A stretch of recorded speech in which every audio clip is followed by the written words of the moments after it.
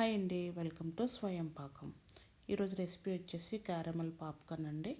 Multiplex థియేటర్లో కొనే popcorn taste వచ్చేలా ఇంట్లో ఎలా తయారు చేసుకోవాలో చూద్దాం. ఈ రెసిపీ ప్రాసెస్ విధానం ఇప్పుడు చూద్దామండి. స్టవ్ మీద ఒక కడాయిని పెట్టుకొని 1 టేబుల్ స్పూన్ ఆయిల్ వేసుకోవాలండి. అలాగే 1 టేబుల్ స్పూన్ బటర్ వేసుకోవాలండి. బటర్ అంతా కరిగిపోయాక 1 కప్పు పాప్కార్న్ సీడ్స్ వేసుకోవాలండి. ఈ పాప్కార్న్ సీడ్స్ని ఒక 2-3 నిమిషాలు ఇలా వేయించుకోవాలండి. కొంచెం కలర్ చేంజ్ అయినాక ఒక లిడ్ మూత పెట్టుకోవాలండి. ఇప్పుడు పాప్కార్న్ పాప్ అవ్వడం స్టార్ట్ అవుతాయి ఒక 2 నిమిషాల తర్వాత.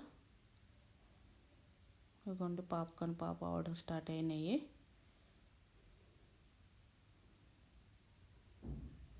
కొంచెం పాప్కార్న్ పాప్ అయిన స్టార్ట్ అయినాక ఒక్కసారి కడాయిని 1 నిమిషం ఇలా కదుపుకోవాలండి. ఇలా కదుపుకోవడం వల్ల కింద ఉన్న పాప్కార్న్ సీడ్స్ మాడిపోకుండా ఉంటాయి. ఇదిగోండి, పాప్కార్న్ రెడీ అయిపోయాయి. ఇప్పుడు వీటిని ఒక ప్లేట్లో తీసుకొని పక్కన ఉంచుకోవాలి.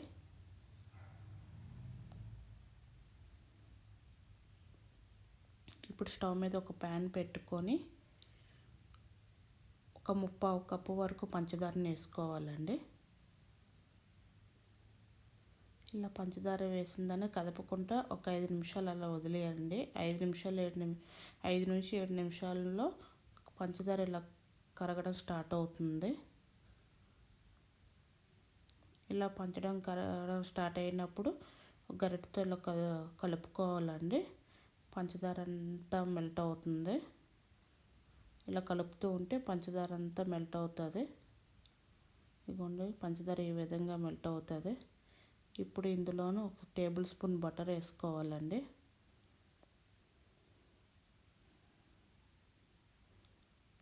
ఈ బటర్ అంతా కరిగిపోయే వరకు కలుపుతూ ఉండాలండి, లేకపోతే ఉండలు కట్టేస్తుంది. ఈ బటర్ అంతా కరిగిపోయాక ఒక 1/2 టీ స్పూన్ బేకింగ్ సోడా, వంట సోడా వేసుకోవాలండి. వంట సోడా వేసుకోవడం వల్ల పాప్కార్న్స్ గుల్లగా క్రంచీగా వస్తాయండి. ఇదండి, ఇలాగ నురగ వచ్చినప్పుడు పాప్కార్న్స్ అన్నీ వేసుకొని బాగా కలుపుకోవాలి.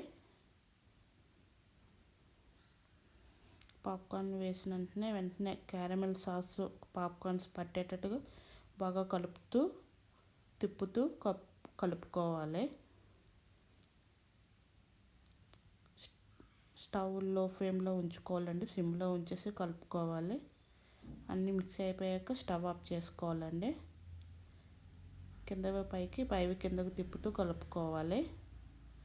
క్యారమెల్ సాస్ అనేది పాప్కార్న్ అన్నిటికీ పడుతుంది. ఇలా పట్టినాక వేరొక ప్లేట్లోకి తీసుకోవాలండి. ఇవన్నీ పాప్కార్న్ అన్నీ